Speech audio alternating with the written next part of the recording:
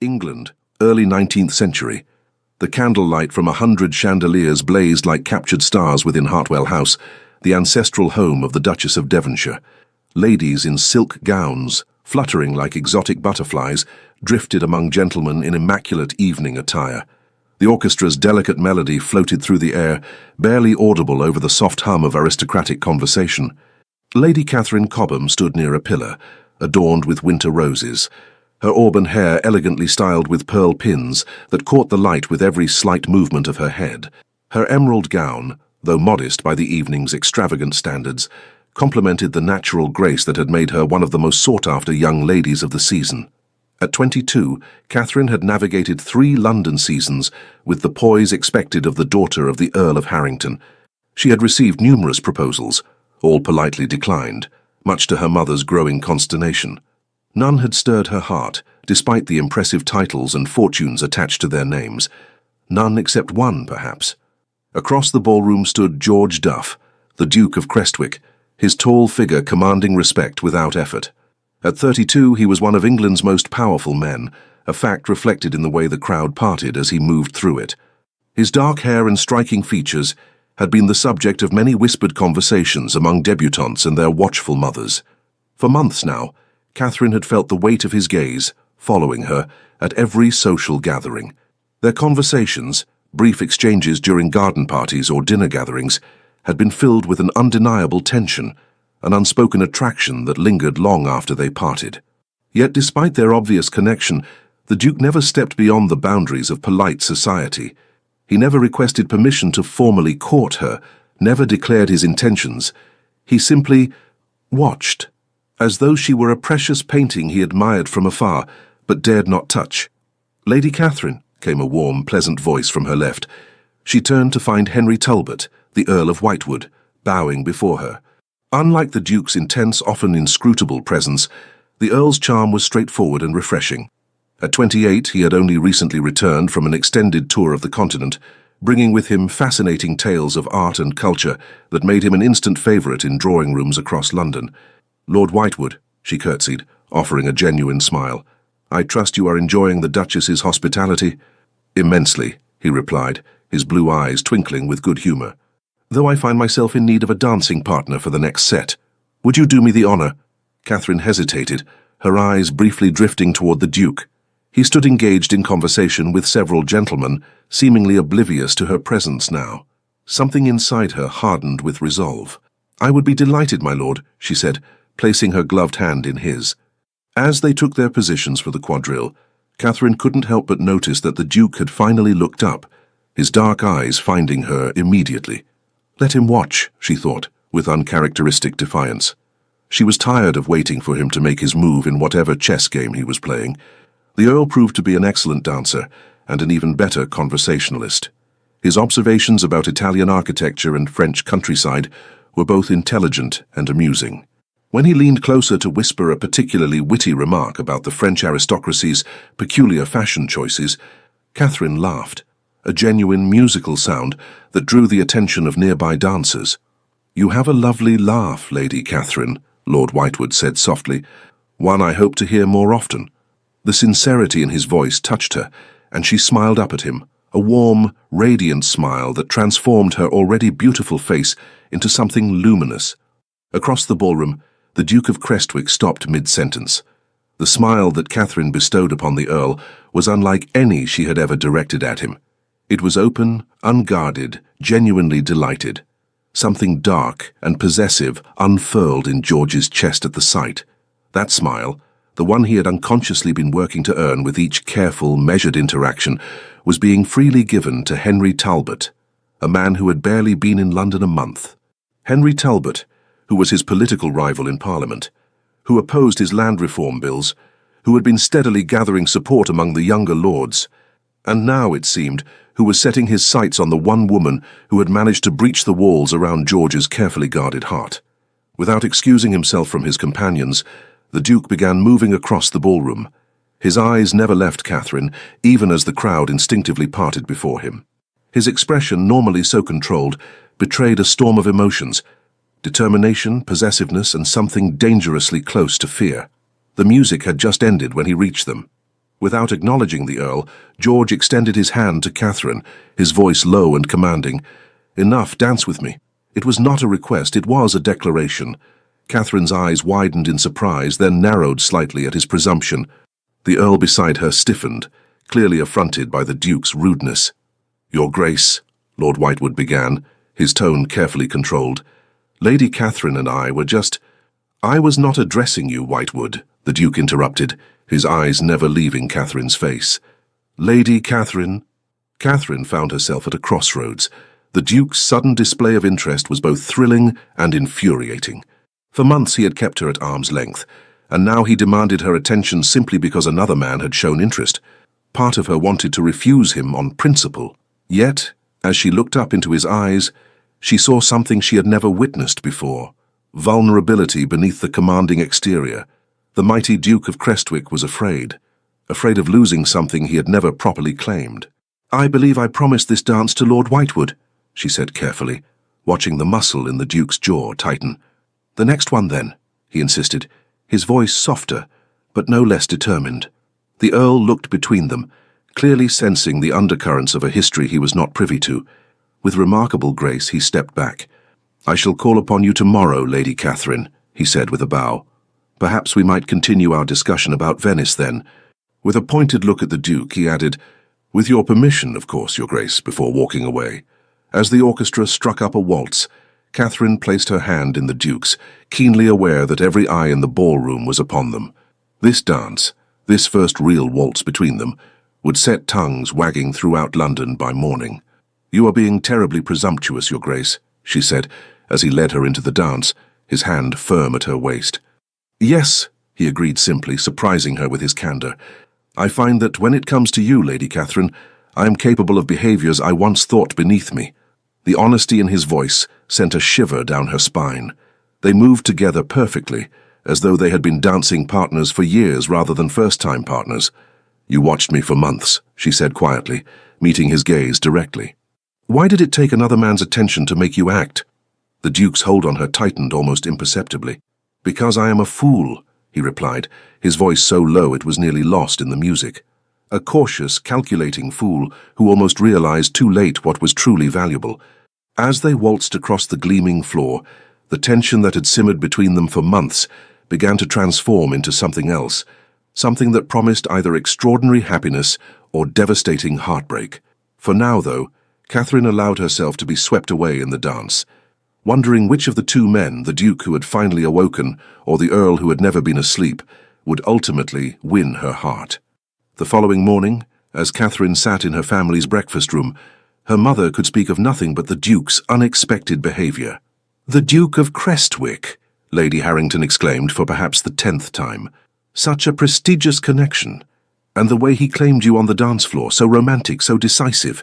Catherine stirred her tea absently, or perhaps simply possessive and high-handed. Her father lowered his newspaper, fixing her with a knowing look. "His Grace has been observing you for some time, daughter. I've noticed it at several gatherings." "As has every matchmaking mother and unmarried lady in London," Catherine replied dryly. Yet he made no move to declare himself until Lord Whitewood showed interest. "Men often need a nudge toward what's good for them," her father said with a wink at his wife. "I recall being similarly reluctant to acknowledge my feelings for your mother until Lord Beckford began calling at her family home."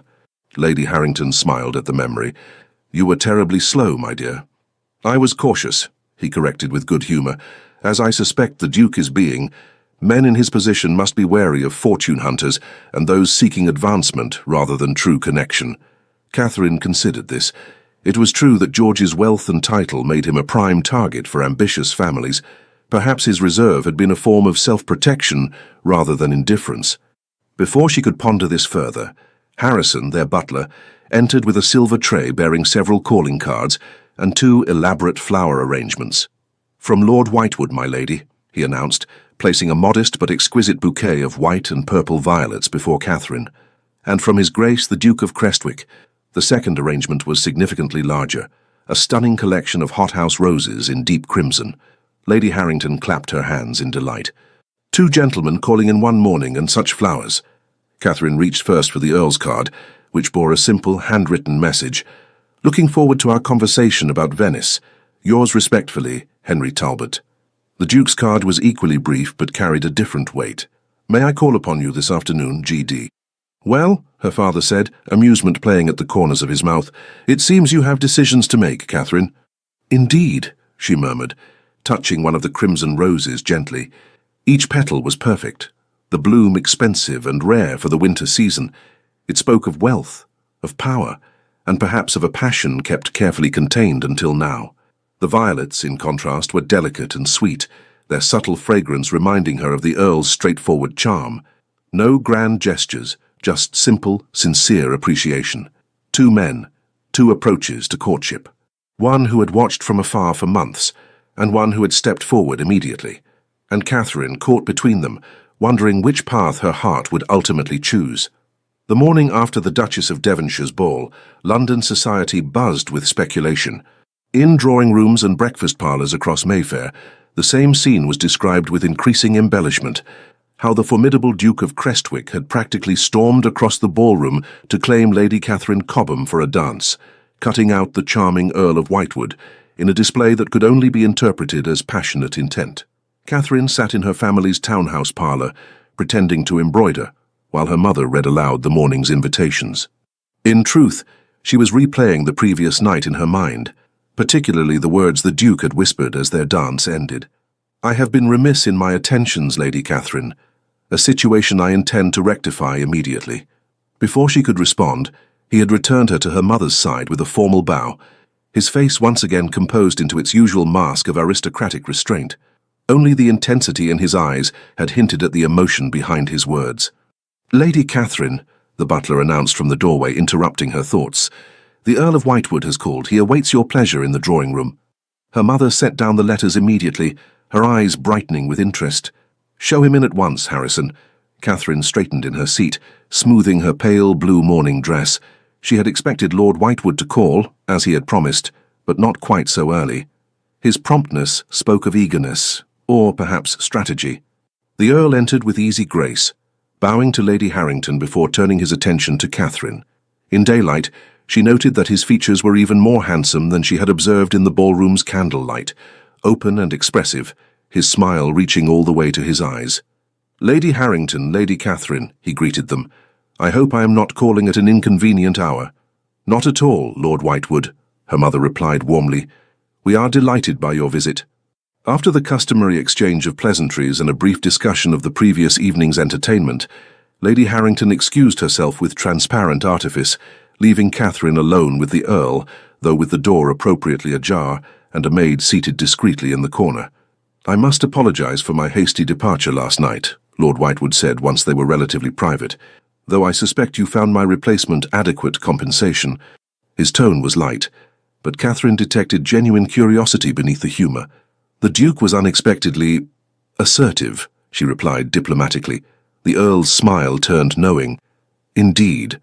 I wonder what might have prompted such uncharacteristic behaviour from a man famous for his self-control. Catherine felt a blush rising to her cheeks. I couldn't possibly speculate on His Grace's motivations. Can you not? Lord Whitewood leaned forward slightly. Lady Catherine, may I speak plainly? At her nod, he continued, I have only recently returned to England, but even on the continent, I heard tales of the Duke of Crestwick's interest in a certain auburn-haired beauty of impeccable lineage and even more impressive intellect. Last night confirmed those rumours. His directness surprised her. Most gentlemen of her acquaintance spoke in layers of polite evasion and subtle implication. The Duke and I are merely acquaintances, my lord, she said carefully. Perhaps that is all you have been thus far, he conceded. But I believe His Grace intends for that to change, as evidenced by his rather dramatic intervention last night. Before Catherine could formulate a response, Harrison reappeared at the door. His Grace the Duke of Crestwick, he announced. Catherine's heart leapt to her throat as George entered, his tall frame filling the doorway. He wore a perfectly tailored dark blue coat that emphasized the breadth of his shoulders, his cravat impeccably tied. His expression, when he caught sight of the Earl, hardened momentarily, before smoothing into polite indifference. Lady Catherine, he bowed, then nodded curtly to Lord Whitewood. I see I am interrupting. My apologies. Not at all, Your Grace, Catherine managed, rising to curtsy. Lord Whitewood and I were just discussing the Duchess's ball. A magnificent affair, the Earl agreed pleasantly, standing to bow to the Duke. Though I fear I must take my leave. I have an appointment at White's that I cannot miss. He turned to Catherine with genuine warmth. Lady Catherine, it has been a pleasure. I hope I may call again soon. You would be most welcome, my lord, she replied, aware of the Duke's eyes tracking their every interaction. Once the Earl had departed, an expectant silence filled the room. The Duke remained standing, his posture rigid as he gazed at her. You seem to have developed a friendship with Whitewood rather quickly, he observed, his tone deceptively casual. Lord Whitewood is charming and forthright, Catherine replied, a hint of challenge in her voice. Qualities I find refreshing. Something flickered in the Duke's eyes, a flash of the same intensity she had glimpsed the previous night. And do you find me lacking in those qualities, Lady Catherine? I find you... She hesitated, searching for the right words. Difficult to read, Your Grace. His expression softened fractionally. Then allow me to be perfectly clear. He moved closer, still maintaining a proper distance, but near enough that she could see the flecks of gold in his dark eyes. I have come to request permission to formally court you. Though she had suspected this might be his purpose, hearing the words spoken aloud sent a flutter through Catherine's chest. For months she had wondered if he would ever declare himself, and now, prompted by Lord Whitewood's attention, he finally had. Why now? She asked quietly. The question seemed to catch him off guard. I beg your pardon? Why now, Your Grace? Catherine repeated, finding courage in her need to understand. You have had ample opportunity these past months. What has changed? The Duke hesitated, and for a moment Catherine feared he would retreat behind his usual mask of aristocratic reserve. Instead, he surprised her. Fear, he admitted, the single word clearly costing him. I have spent my life making calculated decisions. Marriage, particularly to someone who affects me as you do, was not a matter I approached lightly. I needed time. And now? She pressed. Now I find that caution may cost me something I cannot bear to lose. His gaze was unwavering. I watched you smile at Whitewood last night, truly smile in a way you never have with me, and I realized that while I was deliberating, someone else might win what I had foolishly believed would wait for my decision. The raw honesty in his voice touched Catherine deeply. This was a side of the Duke she had glimpsed only in fragments during their brief interactions over the months, a man of deep feeling beneath the controlled exterior. My father will return this afternoon, she said at last. You may speak with him then. Relief visibly washed over his features. Thank you, Lady Catherine. I have not accepted yet, Your Grace, she reminded him, unwilling to surrender too easily after months of uncertainty.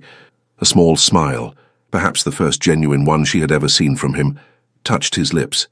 No, you have not, but you will grant me the opportunity to persuade you, which is all I ask for now.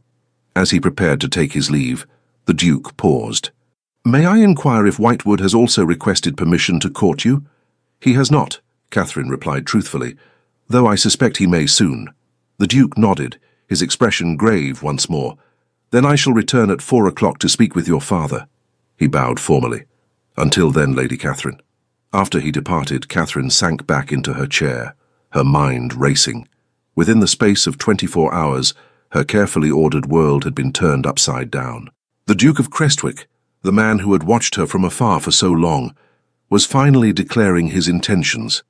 Yet now there was also Lord Whitewood, whose straightforward manner and genuine warmth presented a compelling alternative.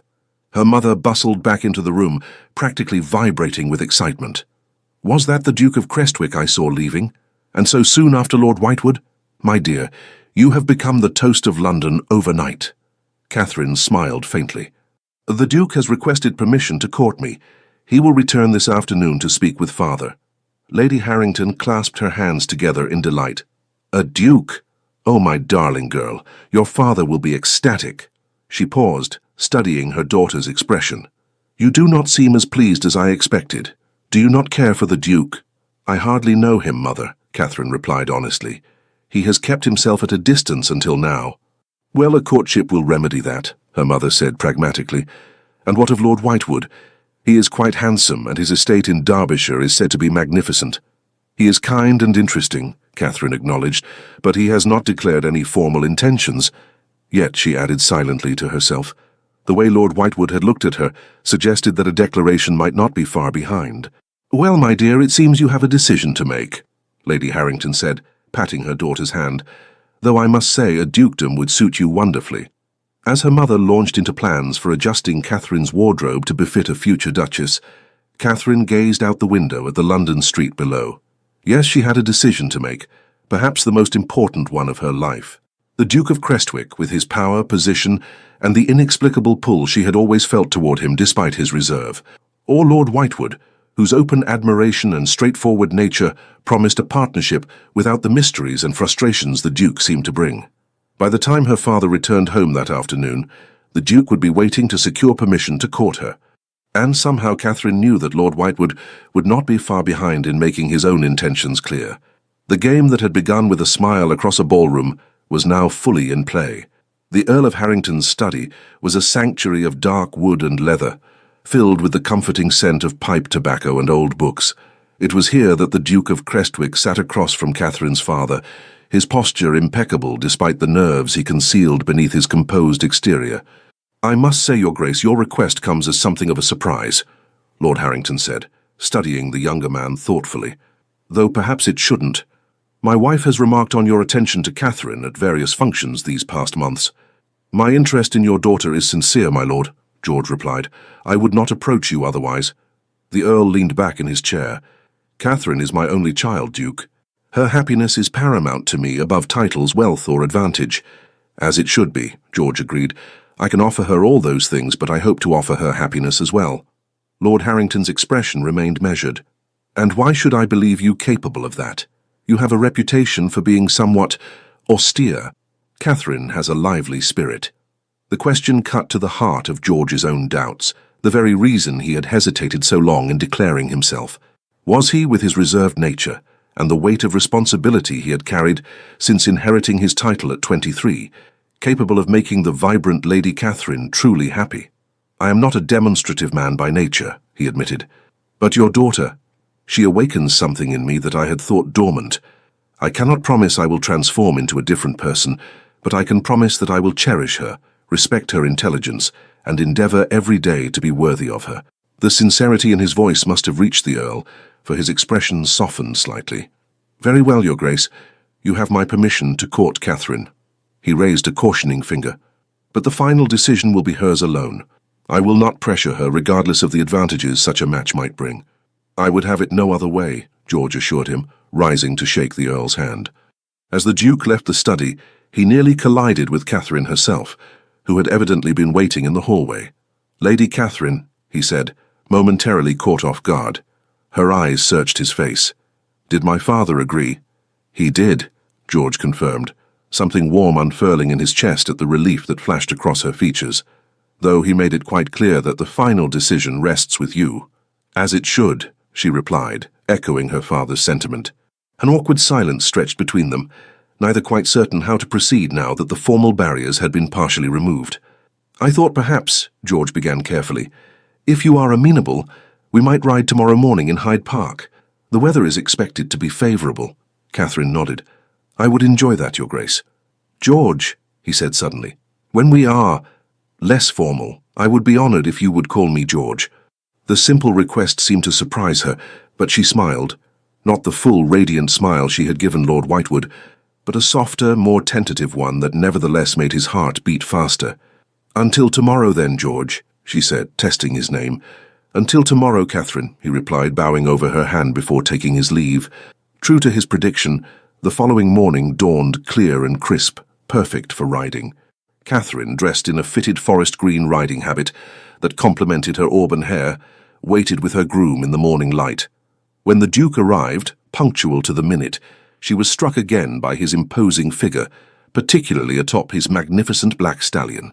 They rode side by side through the relative quiet of the park, followed at a discreet distance by her groom.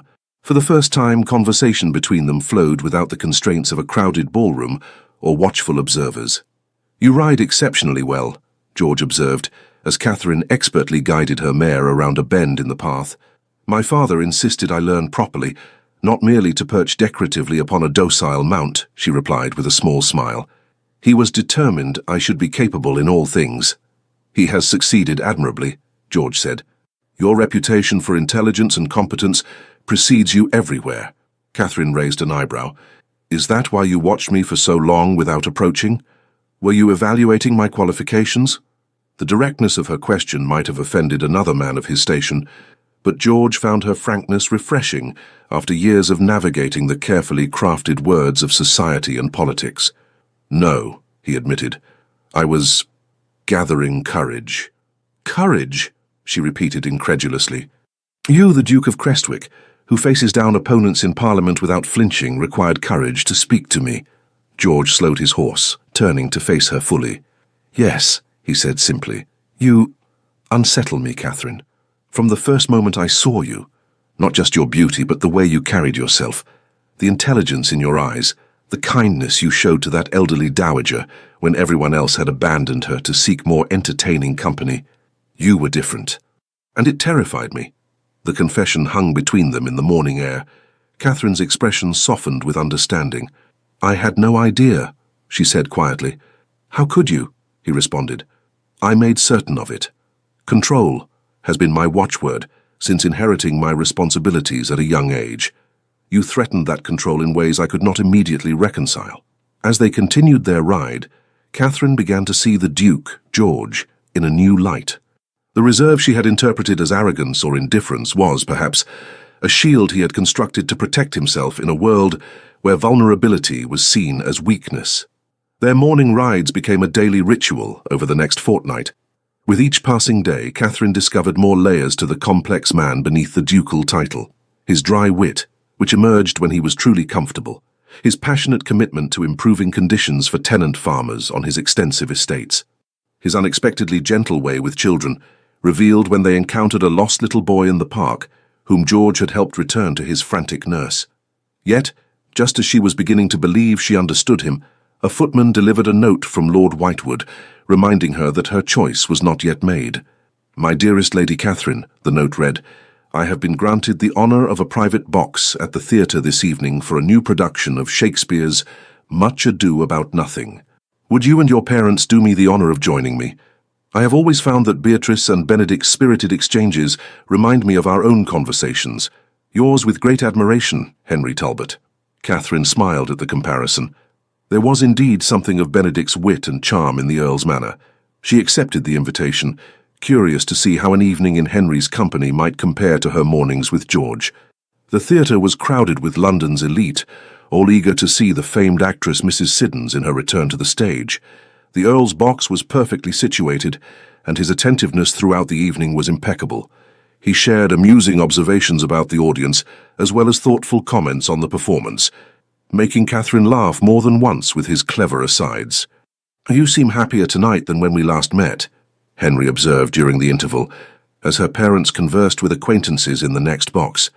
"Has something changed?" Catherine considered how to respond. "I have had time to reflect on recent events," she said carefully. "Ah?" His smile was knowing. "And has the Duke of Crestwick featured prominently in these reflections?" "You are very direct, Lord Whitewood." "Henry," he corrected gently. "And yes, I believe in speaking plainly. Life is too short for ambiguity, especially in matters of the heart." He hesitated, then added more quietly, "I should like to request permission to court you formally, Lady Catherine. I believe we would suit admirably." Though she had anticipated this, the timing still took her by surprise. "I must inform you that the Duke has already received my father's permission to court me," she said honestly. Henry's expression remained undaunted. "I suspected as much. Does that mean I should withdraw my interest?" "It would be the conventional choice," Catherine admitted, "but not necessarily the right one," he countered. "Unless, of course, your heart is already decided." The question hung between them, direct and unapologetic in its presumption. Was her heart decided? The morning rides with George had revealed a depth to the Duke she had only guessed at before. Yet here was Henry, offering a path unmarked by the complexities that seemed to accompany every interaction with George. "My heart is considering its options," she replied at last. Henry's smile was genuine. "Then I shall speak with your father tomorrow, and perhaps if he consents you might consider joining me for a drive in the park the day after. The weather should be fair." "You are very confident, Lord Whitewood," Catherine observed. "Henry," he reminded her again, And not confident, hopeful. There is a difference. As they returned to their seats for the final act, Catherine felt the weight of his words. Two men now vied openly for her attention, each offering a different future, a different kind of partnership. The Duke with his powerful intensity and carefully revealed depths, the Earl with his open warmth and straightforward charm. The choice would not be easy. But for the first time, Catherine found herself grateful for the circumstances that had brought her to this crossroads. Whatever path she chose, she would do so with eyes wide open, having glimpsed the true nature of both men beyond the masks they presented to society. The curtain rose on the final act, and Catherine settled back to watch the resolution of Beatrice and Benedict's story, wondering if her own tale would find as satisfying a conclusion. The following week brought a flurry of activity as both the Duke and the Earl pursued their courtship of Catherine with increasing fervour. London society watched with avid interest as the two men, so different in temperament and approach, competed for the hand of Lady Catherine Cobham. Mornings still belonged to George, their rides in Hyde Park becoming a fixture of Catherine's routine. Each day, she discovered more about the man behind the ducal title. His childhood at Crestwick Manor, the heavy responsibility thrust upon him when his father died unexpectedly, his meticulous stewardship of his vast estates. Little by little, the austere Duke was allowing her glimpses of the man beneath the title. Afternoons often brought Henry to her door, sometimes for a stroll through the garden, other times for a carriage ride through fashionable streets. Where George was methodical and thoughtful, Henry was spontaneous and expressive. He brought tales of his European travels, books of poetry he thought she might enjoy, and a warmth that required no careful interpretation. Catherine found herself genuinely torn.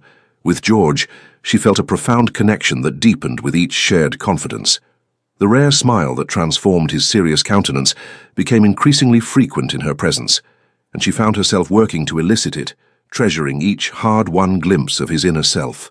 With Henry, laughter came easily. His open admiration and straightforward manner were like sunshine after years of navigating the carefully controlled waters of aristocratic society. There was no puzzle to solve with the Earl. What she saw was precisely what she received. "You seem distracted today," George observed during one of their morning rides. "Have I said something to displease you?" Catherine shook her head. "Not at all. I was merely thinking." "About Whitewood?" he asked, his voice carefully neutral. She hesitated, then decided on honesty. "Yes, in part. He called yesterday afternoon." Something flickered in George's eyes, a flash of the same possessiveness she had witnessed the night of the Duchess's ball. "I see." They rode in silence for several minutes before he spoke again. "May I ask what you discussed?" "Italian poetry," Catherine replied, "and his travels through the Veneto region." "Ah."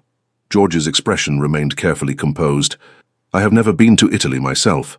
Too many responsibilities have kept me in England." The subtle contrast was not lost on Catherine. The Duke's life was one of duty and obligation. The Earl's had been one of freedom and exploration. Each offered a different future, one rooted in tradition and responsibility, the other promising new horizons and experiences. "Perhaps you might travel there someday," she suggested. He looked at her then, something vulnerable in his gaze. "I had thought perhaps we might travel there together. If you were to choose me." The simple admission, so tentative from a man accustomed to certainty in all things, touched Catherine deeply. This was the George few others ever saw, the man beneath the ducal armour, capable of hope and uncertainty like any other. "That would be lovely," she said softly. A small smile played at the corners of his mouth. "Then I shall add it to my list of persuasions." That afternoon, as if sensing a shift in the wind, Henry arrived with an invitation to a musical evening at his townhouse. "A small gathering," he assured her parents. "Just a few friends who share an appreciation for fine music.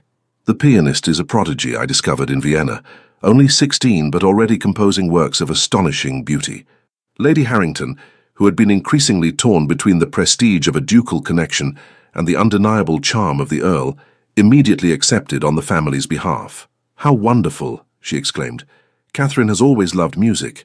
She plays the pianoforte quite beautifully herself, though she would never admit it." Henry's eyes lit up at this revelation. "Then perhaps Lady Catherine might be persuaded to play for us. I should be honoured." Catherine demurred, but the Earl's gentle insistence throughout the evening eventually won her over. After the young Viennese prodigy had dazzled the small audience with his virtuosity, Catherine took her place at the instrument, selecting a simple but emotionally resonant piece by Mozart.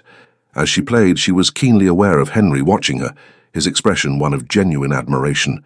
When she finished, his applause was the most enthusiastic of all.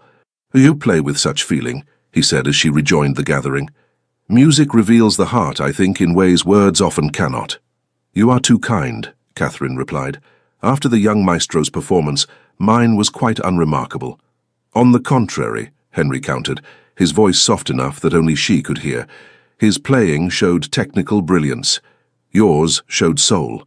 The compliment, delivered with such sincere conviction, warmed Catherine. Henry had a gift for making her feel truly seen, not as the daughter of an earl or a potential duchess, but simply as herself. The musical evening was followed 2 days later by an invitation from George to visit his country estate at Crestwick Manor. The invitation included her parents, of course, to maintain propriety, but the significance was clear. George was inviting Catherine to see his ancestral home, the heart of his dukedom, and the place he held most dear. The journey to Hertfordshire took most of a day, but Catherine found herself increasingly eager as they approached. Crestwick Manor had a reputation for being one of England's most impressive estates, and as the carriage rounded a bend in the drive revealing the house itself, Catherine understood why. The manor was magnificent, a sprawling Tudor edifice with later classical additions, its honey-coloured stone glowing warmly in the afternoon light. Gardens stretched in every direction, impeccably maintained despite the early spring season. George awaited them on the steps, a more relaxed version of himself in country attire, his customary formality softened by the rural setting. "Welcome to Crestwick," he said simply, but Catherine could see the pride and love he held for his home in every line of his body. The weekend unfolded as a revelation. Here, away from London's watchful eyes, George seemed to shed layers of reserve with each passing hour. He personally guided Catherine through the estate, from the ancient oak woodlands to the meticulously planned kitchen gardens. He showed her the improvements he had made to tenant cottages and the new schoolhouse built to educate all children on the estate, regardless of station. "My father believed education should be available to all," he explained as they walked the grounds. "It was one of the few things we agreed upon. The rest—" he hesitated. "The rest I have had to discover for myself." "You've done remarkable work here," Catherine said, genuinely impressed by what she had seen. "Your tenants seem truly content." "They are my responsibility," he replied simply. "Their welfare is bound to mine." In those few words, Catherine glimpsed the core of George Duff, a man who took his duties seriously, who understood the weight of privilege and the obligations it carried. It was a different kind of appeal than Henry's charming spontaneity, but no less powerful in its own way. On their final evening at Crestwick, George invited Catherine to join him in the library after her parents had retired. The room was a testament to generations of scholarly Duffs, floor-to-ceiling bookshelves filled with leather-bound volumes, comfortable chairs arranged near the fireplace, a massive oak desk positioned before windows overlooking the moonlit gardens. "This is my favourite room in the house," George admitted as he poured her a small glass of sherry. "More than the grand ballroom or the state dining room. Here, I feel most myself." Catherine could see why. The space was both impressive and intimate, much like the Duke himself. "It suits you," she said softly. He handed her the glass, their fingers brushing momentarily. "I wanted you to see Crestwick," he said after a moment, "not just as a potential residence, but as the place that has shaped me. For better or worse, this estate, its history, its people, has made me the man I am." "And who is that man, George?" Catherine asked, sensing they had reached a crucial point in their understanding of each other. "Beyond the title, beyond the duties and responsibilities." He set his glass down, moving to stand by the fire, its light casting his strong profile into sharp relief. "A man who has spent his life trying to be worthy of his position, who has made sacrifices for duty that others might find incomprehensible." He turned to face her fully. "A man who until recently believed that personal happiness might be one such sacrifice." "And now?" Catherine prompted gently. "Now I find myself unwilling to make that particular sacrifice." His dark eyes held hers intently. "Because of you, Catherine. You have made me question assumptions I have held my entire adult life, chief among them the belief that duty and personal joy must necessarily be separate paths." The raw honesty in his voice moved her deeply. This was not the practiced gallantry of a society courtship, but the genuine confession of a man who had spent his life holding others at a careful distance. "I cannot promise to be demonstrative in the manner of Whitewood," he continued. "My nature is what it is, but I can promise that what I feel for you is genuine, and that I would endeavor every day to be worthy of your choice, should you make it in my favor." Catherine set her own glass aside, crossing the room to stand before him. "Thank you," she said softly, "for your honesty, for showing me Crestwick, for allowing me to see the man behind the Duke." For a moment, she thought he might kiss her. His gaze dropped briefly to her lips, and the air between them seemed charged with possibility. Instead, with visible restraint, he took her hand and pressed his lips to her knuckles, the gesture both proper and somehow more intimate than any conventional kiss might have been. "We should rejoin your parents," he said, his voice slightly roughened, "before propriety is too thoroughly compromised." As they left the library, Catherine found herself more confused than ever. The weekend at Crestwick had revealed depths to George she had only guessed at before, a passion for his responsibilities, a profound understanding of duty balanced with compassion, and a capacity for feeling that he kept carefully contained beneath his controlled exterior. Yet when they returned to London, Henry Talbot awaited with his own brand of courtship: tickets to an art exhibition, an introduction to a visiting American dignitary with fascinating perspectives on the New Republic, a private tour of the Tower of London arranged through his connections. Where George offered substance and depth, Henry provided stimulation and novelty. Both men were worthy, both clearly cared for her deeply, and both represented futures that held genuine appeal, if in vastly different ways. The situation came to a head at the midsummer ball hosted by the Earl of Westhaven. Both George and Henry were in attendance, both equally determined to claim Catherine's attention. She had danced with each of them once, fulfilling propriety while maintaining a careful balance between her suitors. Now she stood on the terrace, seeking a moment's respite from the heat of the ballroom and the weight of so many speculative glances.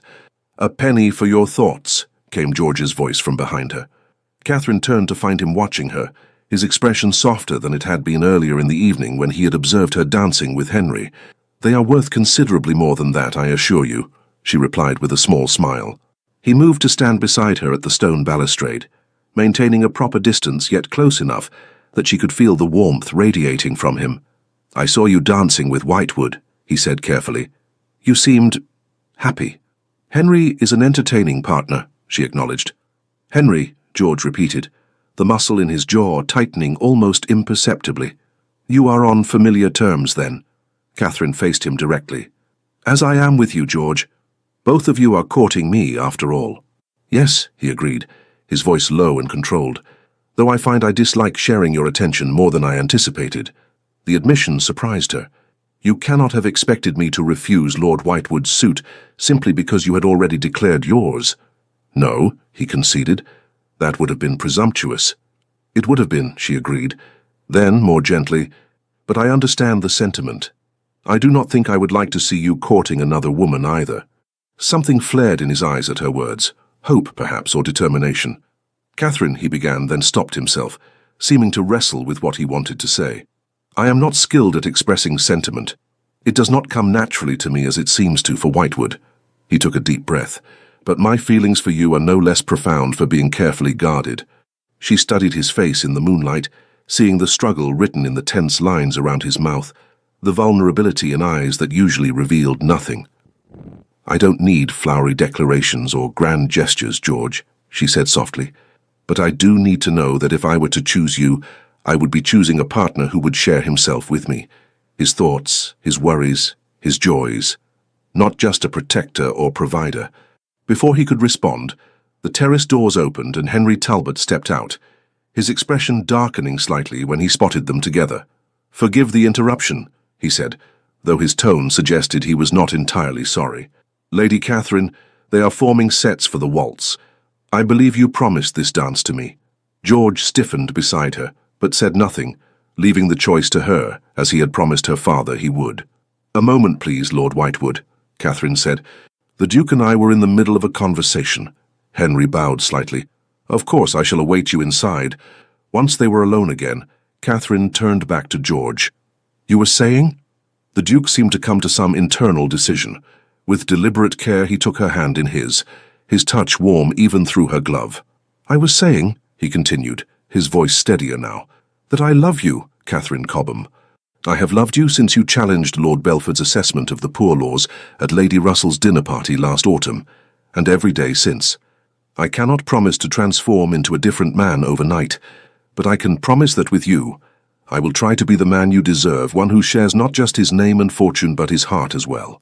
The simple declaration, delivered without flourish but with unmistakable sincerity, moved Catherine more deeply than any elaborate protestation could have. This was George, straightforward, honourable, and now, finally, open. "Thank you," she said softly, "for your honesty." He nodded, releasing her hand reluctantly. "You should not keep Whitewood waiting. It would be impolite." As Catherine returned to the ballroom, her mind was in turmoil. George's declaration had stripped away her last serious reservation about him. Yet Henry, too, had shown her nothing but genuine affection and respect throughout their acquaintance. She took her place across from the Earl for the waltz, acutely aware of George watching from the edge of the ballroom, his expression once again carefully composed. "You seem distracted this evening," Henry observed as they moved through the steps of the dance. "I have much to consider," she replied honestly. Henry's blue eyes studied her face. "The Duke has made his declaration, hasn't he?" Surprised by his perception, Catherine nodded slightly. "I suspected he might. The way he looks at you." Henry sighed. "I had hoped to have more time to show you what life could be like with someone whose heart is not quite so heavily guarded. You have been nothing but forthright from the beginning," Catherine acknowledged. "It is a quality I greatly admire." "But is admiration enough?" he asked quietly. "Catherine, I too must be forthright now. I care for you deeply, more than I anticipated when I first returned to England. Your intelligence, your compassion, your quiet strength, they have captivated me completely." As the music swelled around them, Catherine felt the weight of the choice before her. Two good men, each offering a different kind of future, a different kind of love. "I need time," she said finally. "This decision cannot be made lightly." "Of course," Henry agreed, though disappointment flickered briefly in his eyes.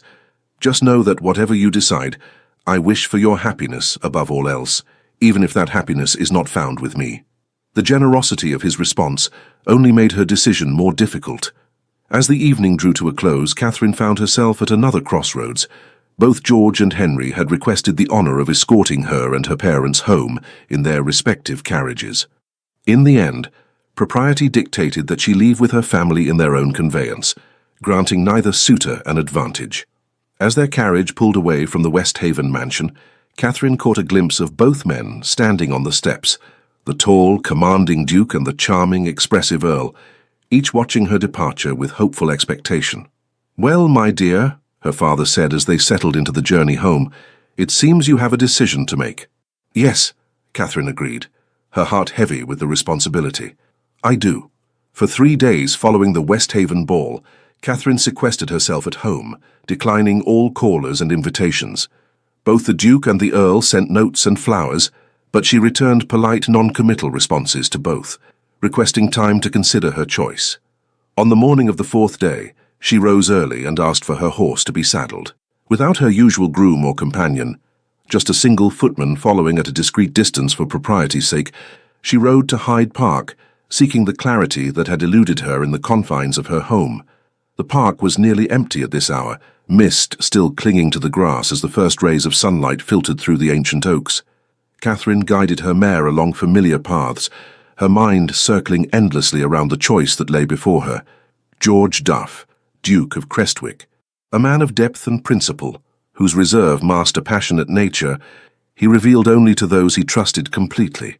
A man who had watched her from afar, gathering courage to approach her, and who had finally declared himself with a straightforward honesty that spoke more eloquently than any poetic declaration. Henry Talbot, Earl of Whitewood, charming, forthright, and unafraid to show his feelings openly. Their man who had stepped forward immediately, who offered a partnership free from the complications that seemed woven into every interaction with the Duke, both worthy, both honourable, both clearly in love with her. As she rounded a bend in the path, Catherine was startled to find George himself mounted on his black stallion, equally surprised to encounter her. "Lady Catherine," he said, recovering quickly, "I did not expect to see you here this morning." Nor I you, she replied. I thought you had business in Parliament today. I postponed it. His gaze was steady. My mind has been otherwise occupied. The simple admission touched her. For a man like George, with his deep sense of duty, to set aside official responsibilities spoke volumes about his state of mind. They fell into step together, their horses walking side by side along the misty path. For several minutes neither spoke, the silence between them surprisingly comfortable despite the unresolved nature of their relationship. I have been thinking, Catherine said at last, about what you said at the West Haven ball. George nodded, but did not interrupt, giving her space to collect her thoughts. You said you could not promise to transform overnight, but that you would try to be the man I deserve. She looked at him directly. I realize that I have been unfair in my assessment of you. His brow furrowed slightly. How so? I have been comparing your reserve to Lord Whitewood's openness, as though one were inherently superior to the other. But that is not true, is it? They are simply different approaches to the world, each with its own value, each with its own costs. George considered this. A generous interpretation. Not generous, Catherine corrected gently. Just the qualities that make you who you are, your sense of duty, your careful consideration before action, your unwillingness to speak unless you have something meaningful to say. These are not flaws to be overcome. They are the foundation of your character. Something like hope flickered in his dark eyes, quickly contained. And Whitewood's character? How do you assess that? Catherine smiled faintly.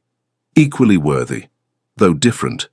His openness, his enthusiasm for experience, his willingness to declare himself without reservation, these too are admirable traits.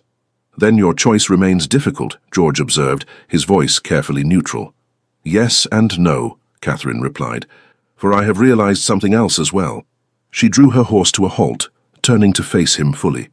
When I imagine my future, the joys and sorrows, the triumphs and challenges that lie ahead, there is only one man I can envision sharing that journey with me. George's composure slipped, naked hope visible in his expression for a brief, unguarded moment. And that man is? You, George. The words once spoken felt absolutely right. It has always been you. For a moment he seemed frozen, as though afraid to believe what he was hearing. Then, with uncharacteristic impulsiveness, he dismounted and moved to help her down from her horse. As her feet touched the ground, his hands remained at her waist, their faces now mere inches apart. Are you certain? He asked, his voice rough with emotion. Whitewood could give you a life with fewer complications, fewer responsibilities. I don't want fewer complications, Catherine replied softly. I want you, with all your complexity, all your depth. The man who values substance over display, who considers carefully before speaking, but whose every word carries weight because of it. Something in George's expression broke open then, the final barrier between the Duke and the man falling away completely. With exquisite gentleness he cupped her face in his hands and lowered his lips to hers. The kiss was tentative at first, then deepening as Catherine responded. All the tension that had simmered between them for months found release in this moment of connection, proper enough for a public park at dawn, yet intimate enough to seal the promise between them. When they finally parted, George rested his forehead against hers, his breath unsteady. I love you, Catherine Cobham, he whispered, more than I thought it possible to love another person. And I love you, George Duff, she replied, her heart full to bursting. Not for your dukedom or your estates, but for the man you have allowed me to see beneath the title. Later that day, Catherine sat in her father's study, her decision made, but one task still before her. Henry deserved to hear her choice directly, not through gossip or formal announcement. When he was shown in, his expression brightened at the sight of her, then dimmed as he read something in her face. You've made your decision, he said simply. Catherine nodded. I have. And I owe you the courtesy of hearing it from me personally. Henry's smile was sad but genuine. It's Crestwick, isn't it? Yes, she confirmed gently, though the choice was far from easy. He sighed, running a hand through his fair hair. I suspected as much when I saw you riding with him this morning. At her surprised look, he added, I too sometimes seek clarity in the park at dawn. I saw you from a distance, but did not approach. The way you looked at him told me everything I needed to know. Catherine felt a rush of admiration for his grace in defeat. You are a good man, Henry Talbot. Any woman would be fortunate to win your heart. Perhaps, he agreed with a sad smile, though it may take some time before I am prepared to offer it again. He bowed formally. I shall take my leave now. Please convey my respects to your parents. As Henry departed, Catherine felt a momentary pang of regret, not for her choice, which she knew with absolute certainty was the right one, but for the pain it necessarily caused a man who deserved only happiness. Yet such was the nature of choices. Each path taken meant others left unexplored. Each yes implied 1,000 no's. In choosing George, she had chosen a life of deeper complexity, greater responsibility, and profound connection with a man whose reserve masked depths few were privileged to glimpse. It was the right choice, her choice, and Catherine faced the future with the same clear-eyed determination that had first caught the Duke's attention across a crowded ballroom so many months ago. Dawn broke over London with gentle persistence, painting the sky in delicate strokes of pink and gold. Catherine stood at her bedroom window, watching as the city gradually came to life below. Today would bring the formal announcement of her engagement to the Duke of Crestwick, setting in motion the preparations for a wedding that would be the talk of London society. Yet Catherine's thoughts were not on guest lists or trousseau details. Instead, she reflected on the journey that had brought her to this moment, from those months of silent observation to the night when a smile given to another man had finally spurred George to action. A soft knock at her door preceded her mother's entrance. "Already awake?" Lady Harrington asked, noticing her daughter fully dressed. "I expected to find you still abed after the excitement of yesterday." Yesterday had seen George formally request Catherine's hand in marriage from her father, a formality given Lord Harrington's previous permission for the courtship, but one the Duke insisted upon observing properly. The family celebration afterward had lasted well into the evening, with champagne and toasts, and her mother's barely contained delight at the prospect of her daughter becoming a duchess. "I couldn't sleep," Catherine admitted. "There's too much to think about." Lady Harrington crossed to stand beside her at the window. "Second thoughts?" "No," Catherine replied immediately. "Not about George. Never about George." "But," her mother prompted gently. Catherine sighed. "But I keep thinking about Lord Whitewood, about how gracious he was when I told him of my decision. I can't help feeling that he deserved better than to have his hopes raised only to be disappointed." "Ah," Lady Harrington nodded, understanding. "You have a kind heart, my dear. But remember that Lord Whitewood entered the competition for your hand with full awareness that the Duke had already declared himself. He chose to take that risk." "I know," Catherine acknowledged. "Still, I wish there had been a way to spare him pain." "In matters of the heart, pain is sometimes unavoidable," her mother said wisely. "But time heals such wounds. Lord Whitewood will find happiness elsewhere, I have no doubt." As the morning progressed, Catherine found herself caught up in a whirlwind of activity. The announcement would appear in tomorrow's papers, but already messengers had been dispatched to inform close family and friends. By noon, the house was filled with flowers and congratulatory notes. By afternoon, Lady Harrington had summoned the family solicitor to discuss settlements and the modiste to begin planning Catherine's wedding clothes. Through it all, Catherine maintained her composure, answering questions and making decisions with the quiet confidence that had always been her hallmark. But beneath the surface, she found herself longing for a moment's peace, a chance to center herself amidst the sudden flurry of attention. As if sensing her need, a note arrived from George in the late afternoon. "Might I persuade you to join me for a walk in the garden at sunset? There is something I wish to discuss with you privately." "Yours, G." Catherine secured her mother's permission easily enough, with the provision that her lady's maid would accompany them at a discreet distance. By the time George arrived, the sun was beginning its descent, casting a golden glow over the Harringtons' modest but well-tended London garden. He was waiting for her on the gravel path, his tall figure silhouetted against the setting sun. When he turned at the sound of her approach, the warmth in his eyes made Catherine's heart skip a beat. This was still new, this openness between them, this freedom to show affection without the constraints of uncertainty. "You look beautiful," he said simply, taking both her hands in his. "Thank you." Catherine smiled up at him. "Your note mentioned something you wished to discuss." George nodded, offering her his arm as they began to walk the winding paths between neatly trimmed hedges and late-blooming roses. "I received word this morning that Whitewood has left London." The news caught Catherine by surprise. "Left? Where has he gone?" Back to the continent, according to my sources, he departed at first light, leaving instructions with his steward to manage his affairs indefinitely. Catherine felt a pang of guilt. Because of me? Perhaps in part, George acknowledged, though I suspect he had been considering a return to his travels for some time. London society can be stifling for those accustomed to wider horizons. They walked in silence for a moment, Catherine absorbing this unexpected development. I hope he finds happiness, she said at last. As do I, George replied, surprising her with his sincerity. Despite our rivalry, I have always respected Whitewood. He is a man of principle, if somewhat impulsive in his approach. Catherine glanced up at him, noting the faint smile playing at the corners of his mouth. You're becoming quite generous in your assessment of your former rival, Your Grace. It's easier to be magnanimous in victory, George admitted with uncharacteristic humour. Besides, he helped me realize what I might have lost through excessive caution. For that alone, I owe him a debt of gratitude. The sun was sinking lower now, casting long shadows across the garden, and painting the clouds in brilliant hues of orange and purple.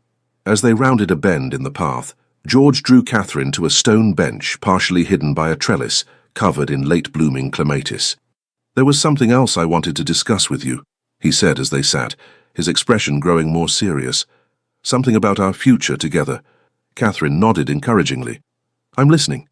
I know that becoming a duchess carries certain expectations, he began carefully.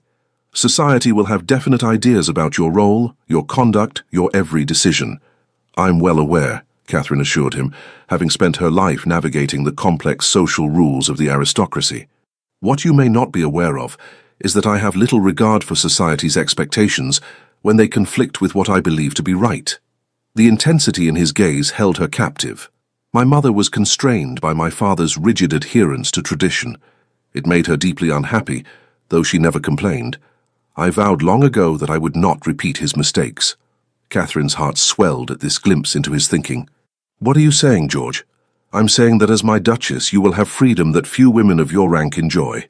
Freedom to pursue your intellectual interests, to voice your opinions, to contribute to the management of our estates in whatever capacity you wish. His expression was earnest. I do not want a decorative consort, Catherine. I want a true partner, one who challenges me, counsels me, stands beside me in all things. The declaration, so at odds with conventional aristocratic marriages, moved Catherine deeply. Here was yet another layer to the complex man she had chosen, a progressive thinker beneath the traditional exterior. That is a rare and precious gift, she said softly. Not a gift, he corrected. A recognition of your capabilities. You have one of the finest minds I've ever encountered, regardless of gender. It would be not just a personal loss, but a disservice to our estates and dependents, if that mind were confined to planning dinner parties and choosing draperies. Catherine couldn't help but laugh, though I expect I shall have to do those things as well. Indeed, he agreed with a smile, but they need not be your primary occupation. As the light faded around them, Catherine found herself filled with a profound sense of rightness. This was what had drawn her to George from the beginning, not just the magnetic pull between them, but the recognition of a kindred spirit beneath his reserved exterior, a person of substance, of principle, of depth. There is one more thing, George said, reaching into his coat pocket. He withdrew a small velvet box, the sort that typically held a ring. I know we shall have a formal exchange of gifts before the wedding, but I wanted to give you this privately. Catherine accepted the box with fingers that trembled slightly. Opening it, she found not a ring but a delicate key of clearly antique design. What is this? She asked, puzzled. The key to my mother's private study at Crestwick, George explained. It has remained locked since her death 15 years ago. I thought you might like to make it your own. A space entirely yours within the house, where you can read, write, think without interruption. The thoughtfulness of the gesture touched Catherine more deeply than any conventional jewel could have. Here was tangible proof of George's commitment to her independence, to supporting the woman she was, rather than moulding her into a conventional duchess. Thank you, she whispered, closing her hand around the key. I shall treasure it. George reached out to brush a strand of hair from her face, his touch gentle. I want you to be happy at Crestwick, Catherine. Happy with me. I cannot promise there won't be challenges. My position carries responsibilities that cannot always be set aside, but I can promise that within those constraints, I will always seek to put your happiness alongside duty, not beneath it." In that moment, any lingering doubts Catherine might have harbored about her choice vanished completely. She had chosen not just with her heart, but with her mind, a partner who valued all aspects of her being, who sought to elevate rather than diminish her. "I love you, George Duff," she said simply, holding his gaze, "and I cannot wait to begin our life together." His smile, the rare, genuine smile that transformed his serious features into something approaching boyish charm, was answer enough. But his words, when they came, sealed the promise between them. "Nor I, Catherine Cobham, nor I."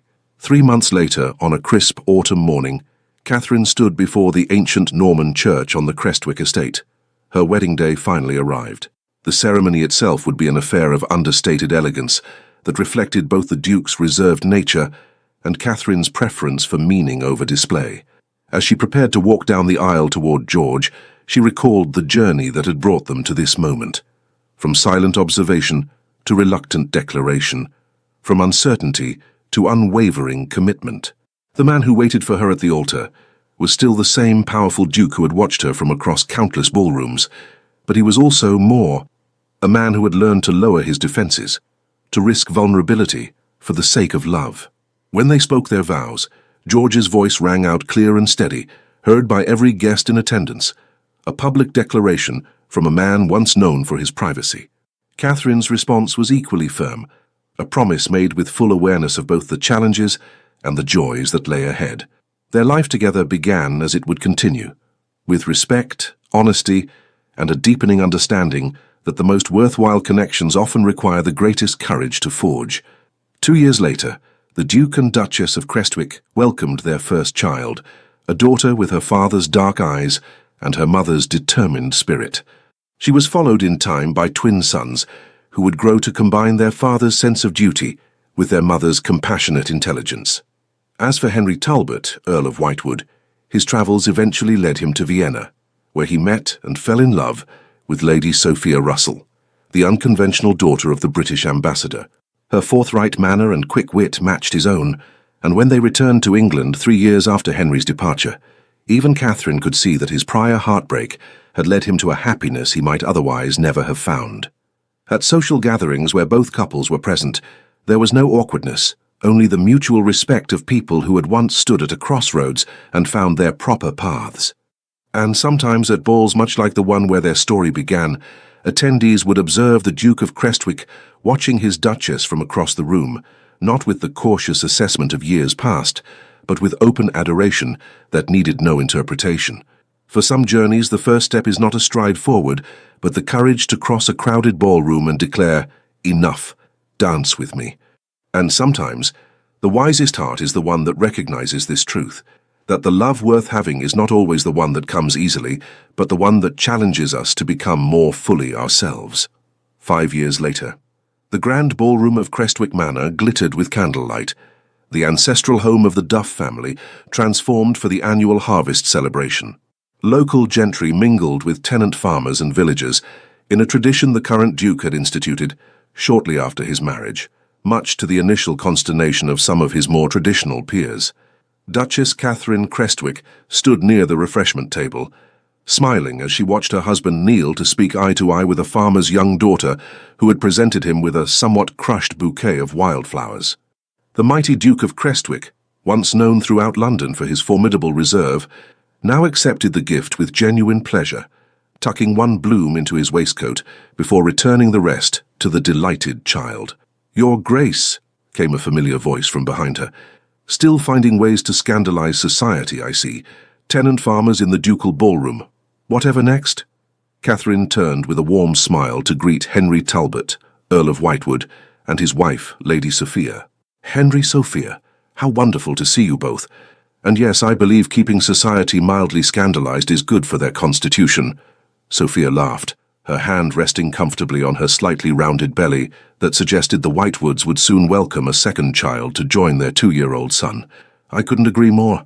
Keeps the blood circulating in all those calcified aristocratic veins." The years had been kind to all of them. Henry had lost none of his charm, though it was now tempered with a deeper maturity. His marriage to Sophia, A match that had surprised many with its swiftness had proven remarkably successful, their similar temperaments and shared interests creating a partnership of equals. "Where are your little ones this evening?" Sophia inquired. "I was hoping to see how much they've grown." "Already abed, I'm afraid," Catherine replied, though not before extracting a promise from their father to come and tell them all about the ball in the morning. The sound of familiar footsteps approached, and George joined their circle, his eyes warming as they met Catherine's. "Whitewood, Lady Sophia," he greeted them with genuine pleasure. "I'm glad you could make the journey. How are things in Parliament?" As the men fell into discussion of recent political developments, Catherine and Sophia exchanged knowing glances. The rivalry that had once existed between their husbands had transformed over time into a productive political alliance, and eventually a friendship that both women suspected neither man had anticipated. "He still looks at you as though you hung the moon," Sophia observed quietly, nodding toward George, whose gaze regularly returned to Catherine even as he spoke with Henry. Catherine smiled. "As yours does you. We are fortunate women." "Indeed," Sophia agreed. "Though I still remember Henry's melancholy when he first returned from London after your engagement was announced. It took me months to convince him I wasn't merely a consolation prize." "And now?" Catherine asked. "Now he thanks Providence daily that his heart was free when we met," Sophia replied with satisfaction. "As do I." The orchestra struck up a waltz, and George excused himself from Henry mid-sentence to turn to Catherine. "Duchess," he said formally, though his eyes danced with private meaning, "would you do me the honor?" Catherine placed her hand in his, feeling the same thrill she had experienced that first night when he had crossed the ballroom to claim her. "Always, Your Grace." As they moved onto the floor, George pulled her slightly closer than strict propriety dictated. "Do you remember the first time we danced?" he murmured. "How could I forget?" she replied. "You practically ordered me to join you." "I was desperate," he admitted with a small smile. "Watching you smile at Whitewood like that, I thought I'd lost you before I'd even properly tried to win you." Catherine's eyes softened. "You hadn't lost me. In fact, that might have been the moment I truly began to find you, the man beneath the ducal crown." They moved together in perfect harmony, years of partnership evident in the easy synchronization of their steps. Around them, other couples gave them space, some watching with undisguised admiration the obvious affection between the Duke and his Duchess. 5 years, George mused. "Sometimes it feels like yesterday that you agreed to become my wife. Other times, I can barely remember what my life was like before you and the children." "Empty drawing rooms and excessively tidy nurseries?" Catherine teased gently. "Precisely," he agreed. "A well-ordered existence entirely devoid of scattered toys, bedtime stories, and a wife who challenges my every assumption." "Regrets?" she asked, knowing the answer but enjoying the ritual of their banter. "Not one," he replied, his voice dropping to a register meant only for her ears. "Though I do sometimes wonder what might have happened if Whitewood had not returned from his continental tour when he did." Catherine considered this. "I suspect you would have continued watching me from across ballrooms for at least another season, wrestling with your reserve while I grew increasingly frustrated." "You're likely right," George acknowledged. "I needed that push, the fear of losing you, to find my courage." As the music drew to a close, he kept hold of her hand rather than escorting her from the floor. "Walk with me in the garden." They slipped out through the terrace doors, the autumn night crisp but not uncomfortable.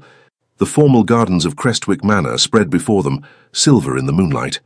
George led her to a stone bench, nestled between carefully trimmed hedges, far enough from the house to ensure privacy. "I received a letter from Whitewood's estate manager today," he said once they were seated. "The experimental crop rotation we implemented last spring has increased yields by nearly 30%. If the results hold across our combined lands, we could present a compelling case to Parliament for agricultural reform." Catherine smiled at his enthusiasm. Where once the Duke had focused primarily on maintaining his family's legacy, marriage and fatherhood had expanded his vision to include a deep commitment to improving conditions throughout England, beginning with the land he stewarded. "That's wonderful news," she said, "though I suspect not the reason you brought me into the chilly night air." George's lips quirked in the half-smile that never failed to warm her heart. "You know me too well, Duchess." He took both her hands in his. "I wanted a moment alone with you, away from our guests and responsibilities." You have my full attention, she assured him, curious about his suddenly serious demeanor. 5 years ago, I nearly lost the most precious thing in my life through fear and hesitation, he began. I watched you from a distance, afraid to risk rejection, afraid that someone like you, so full of life and warmth, could never truly be happy with someone like me. George, she started, but he shook his head gently. Please, let me finish. I need to say this. He took a deep breath. That night at the Duchess's ball, when you smiled at Whitewood, something in me broke free. I realized then that some risks are worth taking, that some treasures are worth fighting for, even at the cost of one's pride. His dark eyes held hers intently. These past 5 years with you and our children have been the greatest blessing of my life. You have taught me that vulnerability is not weakness but strength, that a heart shared grows fuller rather than diminished. From his pocket, he withdrew a small velvet box. This belonged to my grandmother, he said, opening it to reveal an exquisite emerald ring surrounded by diamonds. I had intended to give it to you upon our engagement, but my courage failed me then. I feared it might seem presumptuous, given how recently you had accepted my suit. Catherine's eyes widened as he slipped the ring onto her right hand, where it caught the moonlight in flashes of green fire. Consider it a token of my continued courtship, he said softly. For I find that even after 5 years of marriage, I am still falling in love with you, Catherine. Still discovering new reasons to thank Providence for bringing you into my life, for giving me the opportunity to be not just a duke, but a husband and father, the roles I have come to cherish above all others. Tears pricked at Catherine's eyes, the simple sincerity of his words touching her deeply. You have come a long way from the man who could only watch me from across a ballroom, she said, her voice husky with emotion. Thanks to you, he acknowledged. You demanded more of me than anyone ever had. You saw potential where I saw only duty. Catherine leaned forward to kiss him tenderly. I love you, George Duff. The Duke, the husband, the father of my children, all of you, just as you are. They remained in the garden a while longer, talking quietly of their children, their hopes, the future they continued to build together. When they finally returned to the ballroom, several knowing glances were exchanged among the guests at the Duchess's slightly mussed hair and the Duke's unusually relaxed demeanor. Later that night, as they prepared for bed in their private chambers, George watched Catherine remove the emerald ring and place it carefully in her jewelry box. It suits you, he observed, the green against your hair. She smiled at him through the mirror. It's beautiful, George. Thank you. He moved behind her, resting his hands lightly on her shoulders. I have been thinking, he said, meeting her eyes in the reflection, about expanding the nursery. Catherine turned to face him directly. Have you indeed? And what prompted this architectural consideration, Your Grace? A slow smile spread across his features. Perhaps the fact that our daughter has been asking for a sister with increasing frequency, or perhaps simply the thought that our family might not yet be complete. She raised an eyebrow. The doctor did say we should wait until the twins are at least 3 before considering another child. The twins turned 3 last month, George pointed out.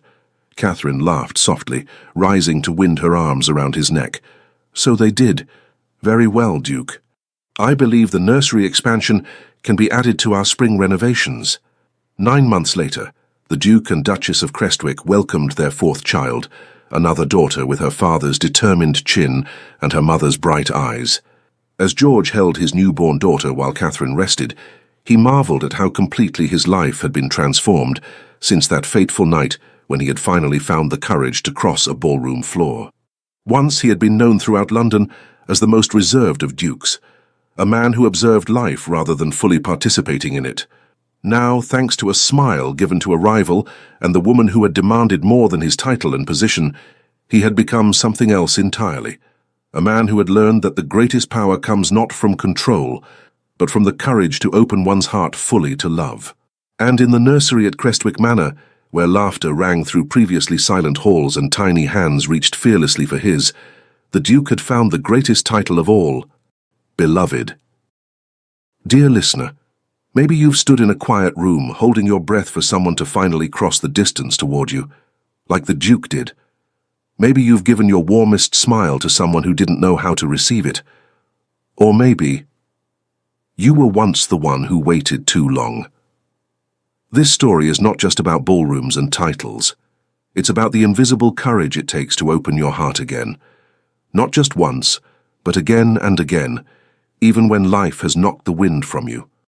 It's about how dignity and desire can live in the same soul, and how, even after many seasons have passed, love can still arrive, not rushed, but real.